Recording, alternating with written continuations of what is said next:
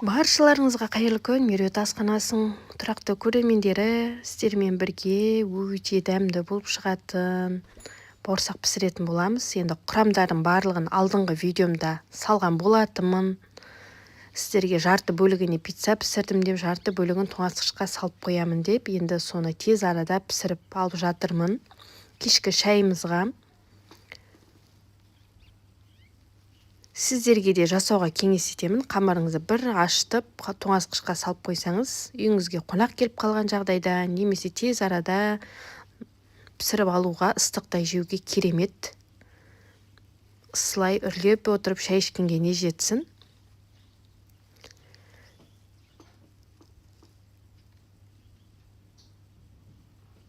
Кешегі видеомда айтқан болатынмын, мен ыстық тағамды пісіріп қойдым, енді мен күндіз күні жұмыста боламын деп, осы тағамды, орамамды ысытып жатырмын.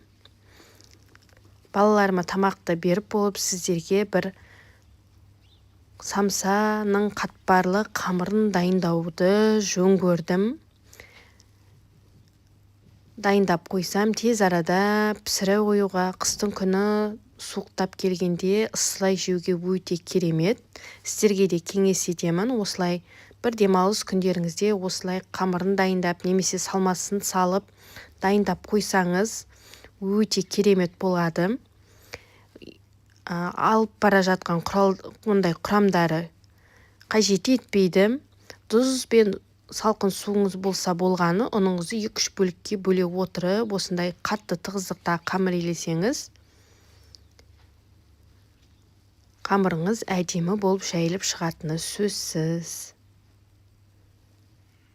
Енді күн салқындағаннан кейін осындай қаттаманы, мантыны, ораманы, немесе осындай қатпарлы самсаның қамырын, самсаның өзін қатырып қойсаңыздар болады.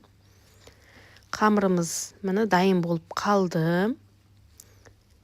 2 немесе 3 бөлікке, немесе осы бір бөліктен оқтауыңыз үлкен болса, бір жайып алсаңыз болады. Сіздерге алдыңғы бейнемде көрсететін боламын қаттама жасаудың жолын, или болмаса осы самсаның кесе самса жасауды жөндеп отырмын. Сіздерге бір әдемі бейне түсіргім келіп отыр. Сіздер қазақша каналдың дамуына үлестеріңізді қосып, тіркеліп, комментарий жазып, достарыңызға жіберсеңіздер керемет болар еді. Міне қамырымызды 2-ге бөлдім, салапанға салып тұндыруға жіберемін. Осы кезде мен балаларыма тамағын беріп, шай тамақтарын беріп, одан кейін жаюға кірісетін боламын. Оған дейін тынып тұрады. Менің қамырым тынған қамырды бір қайтара илеп жайсаңыз, тіптен тез арада жұқа болып, еш кедергісіз оқтауыңызға жабыспайтын қамыр жайылатын болады.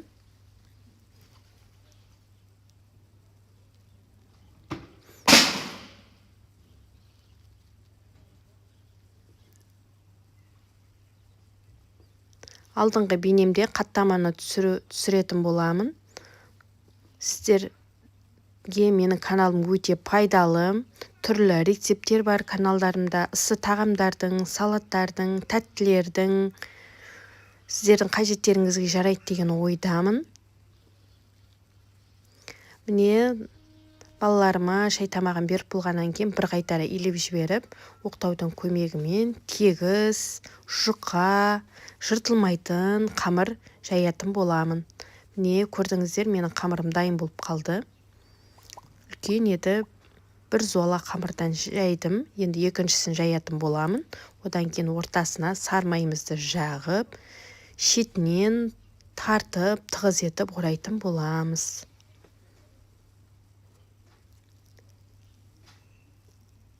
Тек осы жолы қамырымды дайындап қоямын. Келесі жолы сіздерге самсаның қамырынан кесе, самса жасап көрсететін боламын. Тек видеома тіркелуді, қызықты видеолар жібермеу үшін тіркеліп алуды ұмытпаңыз. Каналымда түрлі қызықты, дәмді, ерекше видеоларды түсіретін боламын.